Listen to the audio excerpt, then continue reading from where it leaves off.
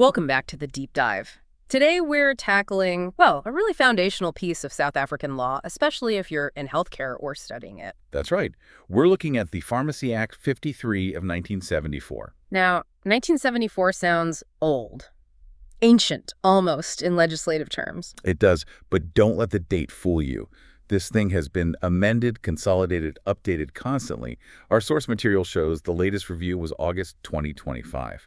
So it's very much alive and kicking. Okay, so it's not a relic. It's the current rule book for pharmacy. Exactly. It's the constitutional framework, if you like, for the whole pharmaceutical sector.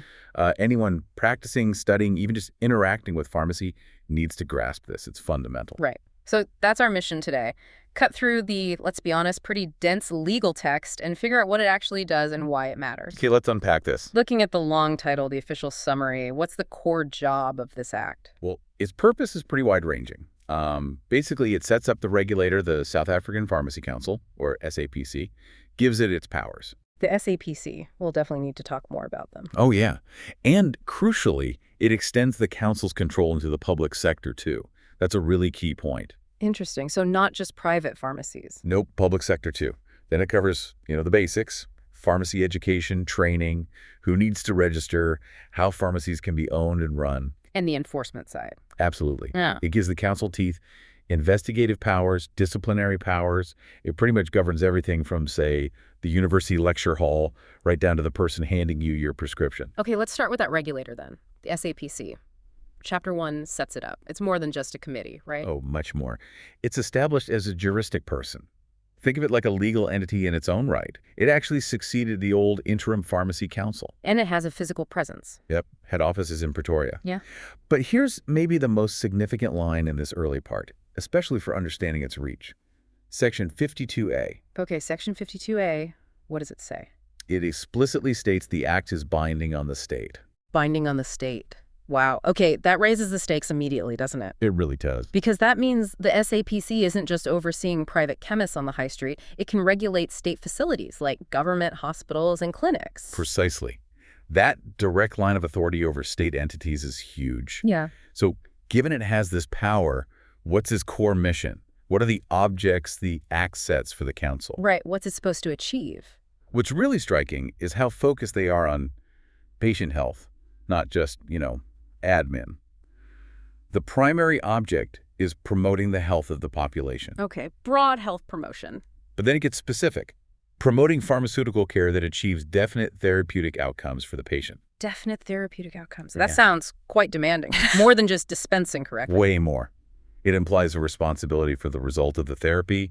It pushes the pharmacist's role beyond just supply, doesn't it? Yeah, it makes them more like a clinical consultant, legally mandated to ensure the treatment works. It's exactly right. It's about clinical success, not just transaction success. And that connects directly to another object, upholding the public's right to universally acceptable standards of practice. So setting the quality bar. And maintaining it. Yeah. In education, training, practice, conduct, the whole life cycle. The SAPC is essentially the quality control and safety mechanism for the entire profession. Okay, so to do all that, the council must have some serious powers. Oh, they do. Very extensive general powers. Everything from the administrative stuff, like keeping registers of pharmacists and assistants. Keeping track of who's who? Right. Publishing lists, showing amendments.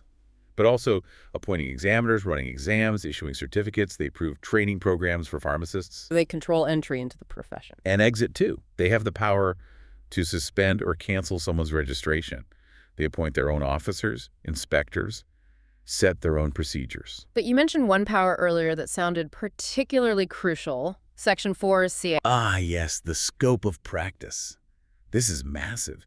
The council has the power to prescribe the scope of practice for all the different categories of people registered under the Act. So the SAPC literally defines what a pharmacist or a pharmacist's assistant is legally allowed to do. Exactly. Today, tomorrow, 5 years from now, if there's a push for pharmacists to take on more clinical duties, maybe limited prescribing or specific health screenings. Like we see in some other countries. Right. The council uses this power under Section 4 J to define those new boundaries. It gives them enormous leverage to shape the future direction of pharmacy practice. Okay, that's a lot of power vested in one body. How is the council actually put together? Who sits on it? Is it all pharmacists? No, and that's key. It's designed for a kind of balance, maybe even a productive tension. There are 25 members in total. 25. And the breakdown? 9 are elected by registered pharmacists themselves, so the profession gets a direct voice. Okay, ensures some professional autonomy. Definitely. But then another 9 are nominated by the provincial health MECs, the political heads of health in each province, and then formally appointed by the National Minister of Health. Ah, so almost half elected by the profession, half appointed via government structures reflecting public health policy. Precisely. It forces an interaction, you could say, between the profession's internal view and the government's broader health agenda. It stops the council becoming too inward-looking. And the remaining members? 4 more are appointed directly by the minister, and one of those must have legal knowledge. So you have professional input, provincial health input, national health policy input, and legal expertise all built into its structure. Makes sense. Okay, so we have the SAPC established, with its objects and powers. Let's move into part 2, the practical side. Practice, registration, education. Who actually needs to register? Well, basically almost everyone involved in pharmacy services. Section 13 lays it out pretty clearly. Let's just... No person can provide pharmacy services or even assist with acts that fall under a pharmacist's scope of practice, unless they are registered in one of the specific categories. So it's not just the pharmacist in charge? Absolutely not. The Act lists key categories like pharmacist, obviously, but also pharmacist intern, pharmacist's assistant, and pharmacy support personnel. And those distinctions matter, right? Especially for someone maybe learning about the sector. An assistant isn't the same as support personnel. Not at all. While the exact duties might be detailed in regulations, generally, the assistant category usually involves more clinical tasks, always under supervision. Support personnel are typically more limited by law. Think admin, stock control, logistics, non-clinical things. And the SAPC controls the training and registration for all of them? For every single category, yes. They set the standards. Now, for pharmacists themselves, getting registered isn't just about passing exams, is it? There's another step. A very significant one. Section 14A, community service. Ah, the mandatory year. That's the one. Anyone registering for the first time as a pharmacist has to do 1 year of paid pharmaceutical community service, usually in the public sector. And you only get your full registration after you complete that year. Correct. You can't just graduate and immediately open your own shop or work unsupervised in the private sector. It's quite a policy lever. Delays independent practice, but guarantees that year of public service. And ensures new grads get crucial, supervised experience, often in resource-constrained settings, before they're fully independent. It serves both public health needs and professional development. Okay, let's shift to the business side. Owning and running a pharmacy. It's not just about registering the pharmacist, right? The place itself needs approval. Exactly. Section 22 deals with licensing the premises. A person who is authorized to own a pharmacy, and the minister sets the rules for who that can be. Like, who qualifies for ownership? Right. That authorized owner then has to apply to the Director General of Health for a license for the premises. The location needs a license. And who is ultimately responsible for what happens in that pharmacy, especially if it's owned by, say, a big company? The law is crystal clear on this. Every single pharmacy must operate under the continuous personal supervision of a responsible pharmacist. Continuous personal supervision, that sounds quite hands-on. It is. And this responsible pharmacist must be a natural person, an individual, not a company, and they are personally accountable to the SAPC for ensuring that pharmacy complies with everything in the Act. Wow. That seems like a huge weight, especially for pharmacists working in large chains or maybe remote clinics. It is. It effectively prevents true absentee management of the clinical side. Someone, a registered pharmacist, has to be physically and legally responsible on site. They are the point person for the council. The legal shield, or the legal target, perhaps. Depending on how things go, yes. And education. How does the Act control the quality of pharmacy training? Chapter 3 reinforces the council's grip here, too. Universities or colleges wanting to offer pharmacy education or training that leads to registration need approval. Approval From the minister, but acting in consultation with the council.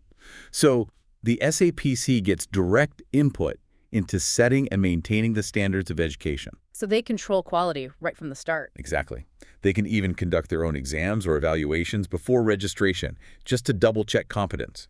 It locks down the system. Training, registration, practice, ownership, it all flows through SAPC oversight. And if someone tries to bypass this, practices without being registered? That's a serious offense under Section 29.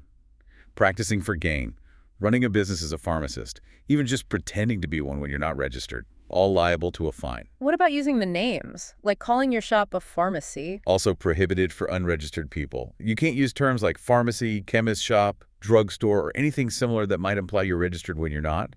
It's about protecting the public and the integrity of the title. Makes sense. But there must be exceptions. What about doctors dispensing meds? Yes, the Act is practical there.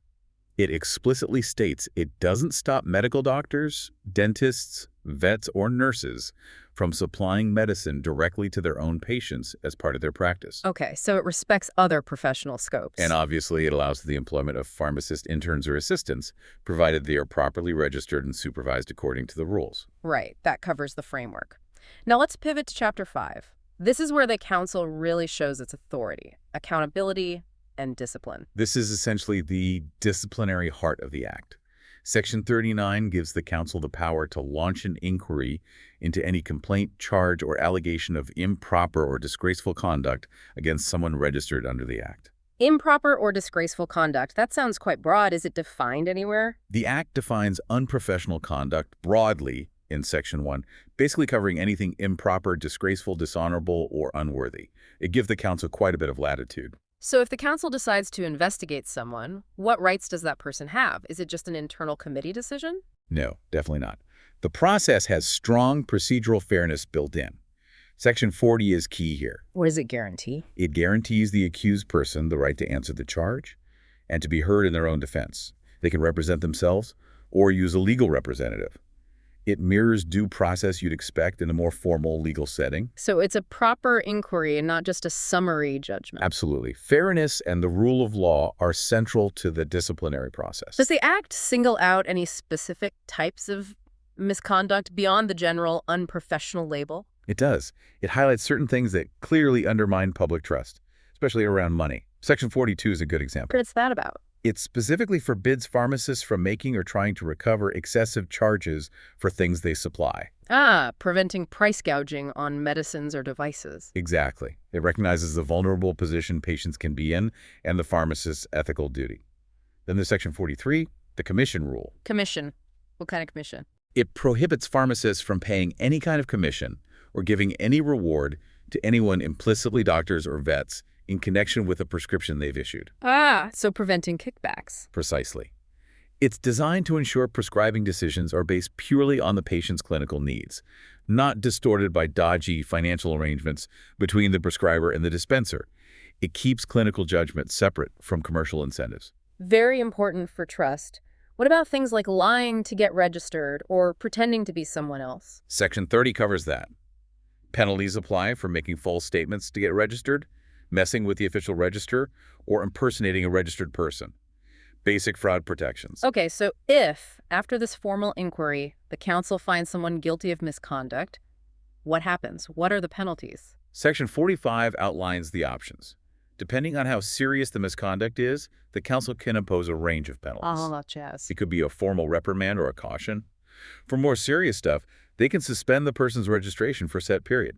Taking them out of practice temporarily? Right. Or the ultimate sanction, removing their name from the register completely. Which effectively ends their career in pharmacy in South Africa. It does. There's also the option of imposing a fine. A fine? Is the amount specified in the Act? Interestingly, no.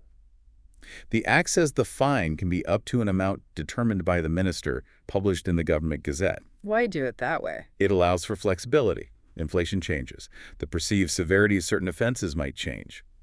This way, the minister can adjust the maximum fine level relatively quickly through regulation without needing Parliament to amend the main Act every time. It's more administratively efficient. Fair enough. Now, with all this power investigating, judging, penalizing, are there checks on the council itself? What if someone feels the decision was wrong? Absolutely vital point. Yes, there are checks and balances. Section 45 also provides for appeals. So you can challenge the council's decision. Yes. Anyone who is aggrieved by a finding or a penalty imposed by the council has the right to appeal. They have to notify the council, of course, but then they can take their appeal to the High Court, the relevant provincial or local division. So the formal justice system has the final say? Ultimately, yes. The courts retain oversight over the regulator's disciplinary functions. It ensures the SAPC doesn't become a law unto itself. Okay, we've covered a lot of ground. The SAPC's creation and powers, registration, community service, ownership rules, education standards, and the whole disciplinary framework. Let's try and pull it together. What's the big picture here? Well, what we've seen is how this act, Pharmacy Act 53 of 1974, despite its age, has evolved through constant amendment into this really comprehensive, almost constitutional framework for pharmacy practice in South Africa. It touches everything. Everything.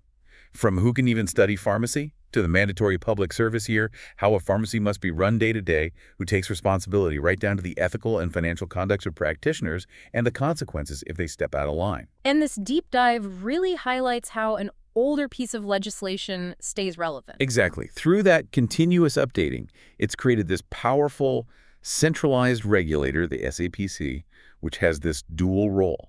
It manages professional standards, pushing for high clinical outcomes. So those definite therapeutic outcomes. Right, but it also actively shapes the market through licensing and ownership rules, and it safeguards the public through things like community service and its disciplinary powers. It's a really tight integration of public health policy and professional self-regulation, albeit government-mandated self-regulation. It's incredibly thorough. So based on everything we've unpacked from the source material, here's a final thought for you, the listener, to maybe chew on. Okay. We made a point early on, based on Section 52A, that this act is explicitly binding on the state, and the SAPC's control extends into the public sector. So consider this. What are the unique challenges, the potential conflicts, or maybe just the interesting dynamics that arise when the SAPC needs to conduct a disciplinary inquiry into a pharmacist who works for the state, say in a state hospital or clinic? So the regulator investigating an employee of the entity, it's also, in a broader sense, regulating or interacting with at a policy level. Exactly. The employer, the state, is subject to the act, and its employee is subject to the act, and the council sits somewhat in the middle, but also has state appointees on it. What does that complex relationship mean for accountability and public interest in those specific cases? That interaction between the regulator, the regulated professional, and the state as employer. Yeah. Yeah, that's definitely something worth thinking about further.